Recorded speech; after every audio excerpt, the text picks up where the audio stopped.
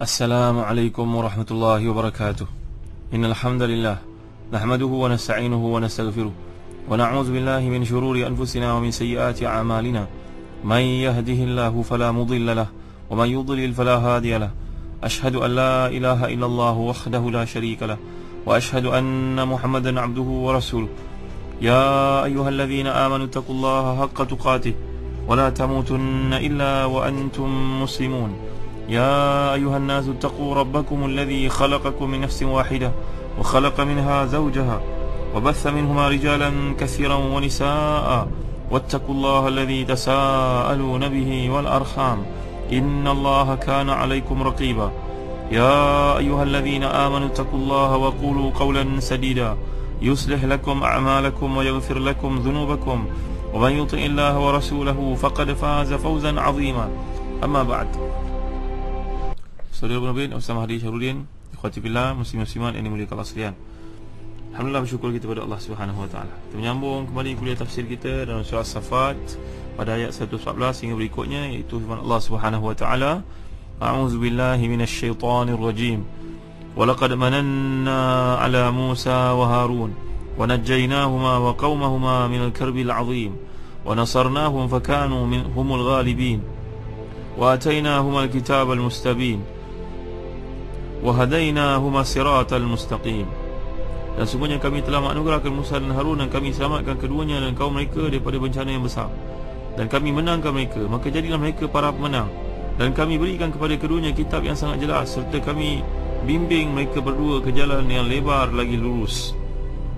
Jadi setelah Allah menghuraikan tentang Nabi Ibrahim,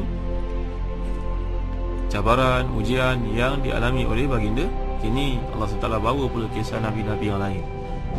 Kerana tuan-tuan yang dimuliakan sekalian, barangkali kerana Nabi ini sangat dikenali di tengah masyarakat Quraisy pada itu, pada masa itu, pada zaman Nabi SAW, sebagai Nabi yang menjadi penerus kesinambungan dakwah Nabi Ibrahim. Memanglah ada para Nabi sebelum kedua orang Nabi ini, tetapi Nabi-Nabi tersebut tidaklah sepopular Nabi Musa dan Nabi Harun. Ini semuanya merupakan keturunan daripada Nabi Ibrahim.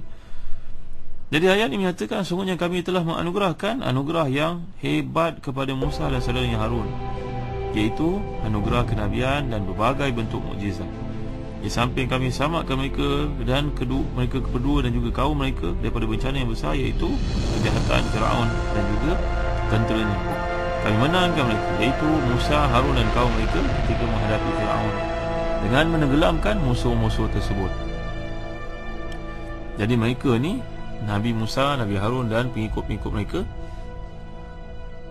mereka telah mendapat kemenangan di sisi Allah Subhanahu wa taala. Macamlah Nabi Muhammad SAW dibantu oleh Allah dalam perang Ahzab. Hukum akalnya tentera yang bersekutu begitu ramai nak menghentam Madinah dan juga nak menghancurkan Islam. Tiba-tiba mereka pula yang bergaduh sama sendiri. Angin datang mengganggu mereka, dan akhirnya berpecah belah dalam mereka ni. Melihat pula di hadapan ada parit yang besar, kuda pun tak boleh nak melepaskan, tak boleh nak melompat lepas, maka keadaan jadi haru biru. Allah menggunakan perkataan di sini, tuan-tuan, mananna. Mananna ni kalau dilihat di sudut bahasa, diambil dari perkataan al-man. Cuba lihat dalam kamus Al-Farid sebagai contohnya, kamus Al-Aziz. Al-man ini pada asalnya dia bermaksud alat untuk menimbang. Jadi benda yang tak dapat ditimbang dinamakan mamnun. Mamnun, ajrun ghairu mamnun, tak boleh nak ditimbang. Jadi al-minnah adalah satu nikmat yang besar, sehingga dia tak boleh nak dijangkau dengan sebarang timbangan, tak boleh nak dihitung. Jadi kata manna ni, jika berkaitan dengan perbuatan, biasanya dia merujuk kepada anugerah yang sangat hebat, dan inilah satu benda yang terpuji. Tapi kalau dia berkaitan dengan ucapan, ia benda yang tidak baik, tuan-tuan, iaitu menyebut-nyebut satu benda yang pernah kita berikan kepada orang. Manan, kalau orang manusia tidak layak menjadi manan, tapi Allah SWT al-Manan, Allah menyebut apa yang diberikan, kerana Allah SWT merupakan pemberi yang satu-satunya. Tapi kalau kita menyebut benda yang pernah kita buat, ini tercela, tuan-tuan, tidak bagus. Takut nanti timbul perasaan takabur, takut nanti diserang oleh riya, takut nanti diserang oleh gurur, takut nanti diserang oleh penyakit i'jab al-mar bi ra'yihi, kagum pada diri sendiri. maka Al-Mannan dari sudut satu pemberian kepada orang ni tidak bagus, tuan-tuan yang dimuliakan Allah sekalian. Jadi dimaksudkan di sini walaqad mananna ala Musa wa Harun, maksud di sini adalah limpahan kurnia Allah yang sangat banyak dan sangat hebat kepada dua orang nabi ini. Wa najaynahuma wa qaumahuma minal karbil azim wa nasarnahum fakanu humul ghalibin. Perhatikan ayat ni, wa nasarnahum fakanu humul ghalibin. Hum, setelah sebelumnya telah ada perkataan kanu yang mengandungi banyak, yang mengandungi makna banyak, mereka. Jadi ayat ini bertujuan untuk membataskan kemenangan dan pertolongan Allah hanya diberi kepada Musa dan umatnya, sedang musuh-musuh mereka sama sekali tak dapat kemenangan. Perhatikan dari sudut bahasa Arabnya, struktur bahasa Arabnya. Kemudian datang perkataan mustabin. Mustabin ni datang perkataan mubin. Mubin ni asal perkataan bana. Bana ni makna jelas. Jadi bila tambah oleh Allah SWT, wa atainahum al-kitab al-mustabin, dia perkataan mustaf'il, asal fa'ala, asalnya bana, tapi bila tambah dengan sin dengan ta, bagi menunjukkan makna yang sangat jelas, terlalu jelas. Kalau sebut kitab al-mubin jelas, tapi mustabin lebih jelas, sangat jelas, tidak ada sebarang keraguan padanya, tak ada sebarang perkara yang sukar untuk difahami padanya. Hadainahuma, kami beri mereka ni bimbingan. Hadainahuma ni selalu kita bincangkan, tuan-tuan, dari perkataan hidayah. Itu juga kita pernah tafsirkan surah Al-Fatihah, kita guna perkataan ihdina, ihdina siratal mustaqim. Di sini juga Allah guna lagi sekali wa hadainahum siratal mustaqim. Siratal mustaqim ni, tuan-tuan yang dimuliakan, hidayah. Jadi di sini biasanya kita lihat di sudut bahasa Arab, hidayah ni disekalikan dengan perkataan ilah. Ihdina ila siratil mustaqim. Tapi di sini, tuan-tuan yang dimuliakan, ilah tu bila ada perkataan ilah, maka dia mengandungi makna bahawa yang diberi petunjuk itu belum berada di jalan yang benar. Tapi bila tidak menggunakannya, wahadaina, bila tidak menggunakan ilah ni, wahadaina huwa siratal mustaqim, terus tanpa penggunaan ilah, di mutaaddi mubasyaratan, mutaaddi biduni ilah, tanpa ada ilah, maka umumnya di sini, tuan-tuan, mengisyaratkan bahawa yang diberi petunjuk itu telah berada di atas jalan yang benar, cuma dia belum sampai kepada destinasinya. Jadi dia masih lagi memerlukan lanjutan hidayah, bimbingan daripada Allah SWT supaya menjamin dia untuk terus berjalan di atas landasan yang benar itu sampai ke destinasinya. Ini pandangan seseorang ulama. Jadi kalau ada ilah, merujuk kepada ihdina ila as-siratil mustaqim, kita ni tersesat, jadi nak minta ditunjukkan jalan supaya tidak tersesat. Tapi kalau ihdina siratal mustaqim, tunjukkan kami, kita sudah berada di atas landasan kebenaran, cuma meminta bimbingan, petunjuk kepada Allah supaya jangan terbantut, supaya berterusan lagi menjalankan kerja-kerja supaya destinasi yang kita nak tuju itu tercapai. Muslim-muslimat yang dimuliakan Allah sekalian, ada juga di kalangan para ulama yang mendapat bahawa hidayah yang menggunakan perkataan ilah, ianya mengandungi makna pemberitahuan. Tapi tanpa perkataan ilah, maknanya ihdina siratal mustaqim wa hadainahum siratal mustaqim, jadi itu bermaksud ia tidak berkaitan. Ia berkaitan tidak hanya diberitahu tentang jalan yang sepatutnya ditempuh, tapi membawanya ke jalan tersebut. Jadi dalam ayat ini, tuan-tuan, perkataan ilah tidak digunakan bagi menunjukkan bahawa petunjuk yang diberikan kepada Nabi Musa dan Nabi Harun ini bukan setakat penjelasan menuju kepada siratal mustaqim itu, tetapi juga mengantar mereka ini berdua, Nabi Musa dan juga umat mereka, kalau mereka dapat ikuti dengan baik, masuk ke dalam hidayah Allah SWT. Agaknya inilah sebabnya, tuan-tuan yang berkasihan, ayat ni menunjukkan kepada kedua Nabi yang agung ni dengan menyatakan wahadainahuma, tidak menyebut perkataan wahadainahum.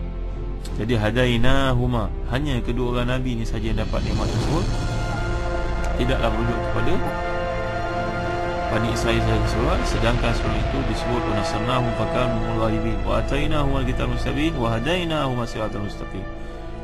Akhirnya hidayah tu hanya fokus kepada Nabi Ibrahim, Nabi Musa dan Nabi Harun saja. Nampaknya kebanyakan Bani Israil tidak menyokong dakwah Nabi yang mulia ni. Betapa tidak, tuan-tuan yang dimuliakan sekalian, Yahudi ni bangsa yang sangat terkutuk.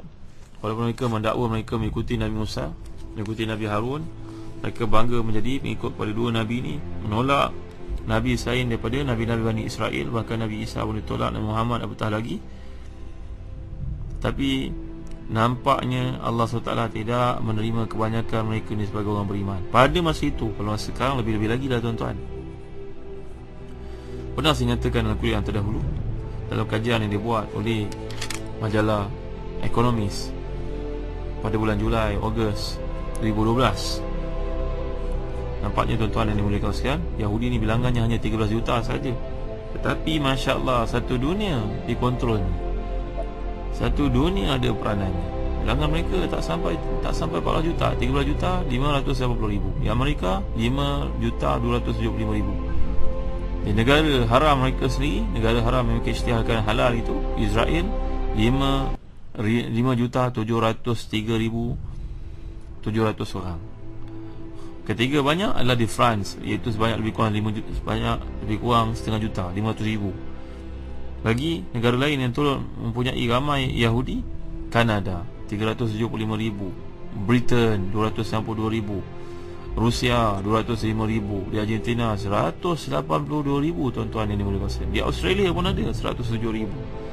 Bilangannya tak sampai 14 juta, tetapi Masya Allah, Tabaraka wa Ta'ala, keteguhan hati mereka sampai satu kajian belum lagi teliti,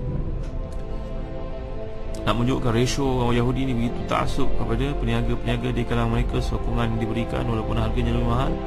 Duit daripada seorang carta aliran keuangan daripada seorang Yahudi amat sukar untuk mengalir kepada lain daripada Yahudi. Amat sukar.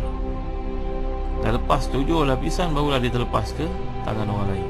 Selagi dalam 7 lapisan yang awal, dia akan gunakan sepenuhnya hanya kepada orang Yahudi. Pembelian dilakukan, transaksi itu terkongkong di kawasan. Kalau ada 7 saja transaction, maka tak merasalah orang lain perniagaan tersebut sokongan kepada mereka. Tapi orang Islam pula terbalik. Sokongan kepada orang Islam sendiri dalam lapisan pertama, kedua, ketiga memang tidak ada langsung. Kalau ada pun kebetulan sahaja. Masya Allah tuan-tuan yang dimuliakan Allah sekalian. Ini cerita tentang Yahudi. Memanglah Allah SWT dalam ayat ini pun kita dapat lihat Allah menggambarkan wahadainahuma siratal mustaqim. Kami beri hidayah kepada dua orang ni saja. Padahal sebelum itu disebut wanasarnahum fakanu humul ghalibin. Kami beri bantuan sampai mereka menang. Tapi akhirnya hidayah itu hanya diberikan kepada Musa dan Harun saja, bagi menampakkan orang Yahudi ni yang banyak kebudayanya kepada Nabi, kedua Nabi tersebut. Bahkan berbagai bentuk penganiayaan telah dilakukan kepada Nabi yang mulia. Muslim-muslimat yang dirahmati dan dikasihi Allah sekalian. Wa tarakna alaihima fil akhirin salamun ala Musa wa Harun inna kadzalika najzil muhsinin innahuma min ibadina mu'minin. Kami tinggalkan untuk keduanya di kalangan orang datang kemudian salam atas Musa dan Harun. Semuanya demikianlah kami beri balasan kepada muhsinin. Semuanya keduanya termasuk hamba-hamba kami yang mukmin. Jadi ayat ini merupakan lanjutan huraian terhadap anugerah Allah SWT kepada Musa dan Nabi Harun. Jadi anugerah ini disebut sama dengan anugerah yang pernah diceritakan pada Nabi Ibrahim yang lalu. Dan ayat menyatakan kami tinggalkan, abadikan untuk keduanya, iaitu Musa dan Harun, nama yang baik, pujian dan tutur kata pada orang datang kemudian, menceritakan kebaikan-kebaikan mereka, bakti mereka, amal saleh mereka. Salam sejahtera limpah kurnia Allah SWT ke atas Musa dan Harun. Itulah balasan kami kepada keduanya. Sungguhnya demikianlah kami berbalasan kepada al-muhsinin.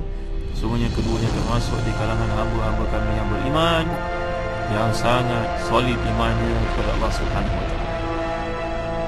Muslim-muslimat yang rahmati dan dikasihi sekalian, dapatlah kita fahami di sini pujian Allah SWT kepada dua orang Nabi, kerana mereka juga mengalami cabaran yang hebat. Maka wahai Muhammad SAW, bukan kamu seorang saja yang menerima cabaran, orang sebelum kamu, Nabi-Nabi sebelum kamu juga mengalami cabaran seperti itu. Mudah-mudahan Allah beri kefahaman kepada kita tuan-tuan yang dimuliakan Allah sekalian. InsyaAllah kita akan masuk kepada ayat berikutnya yang akan datang. Allahu a'lam. Sallallahu ala sayyidina Muhammad wa ala alihi wa sahbihi wa baraka wasallam. Walhamdulillahi rabbil alamin. Barakallahu fikum. Wassalamu alaikum warahmatullahi wabarakatuh.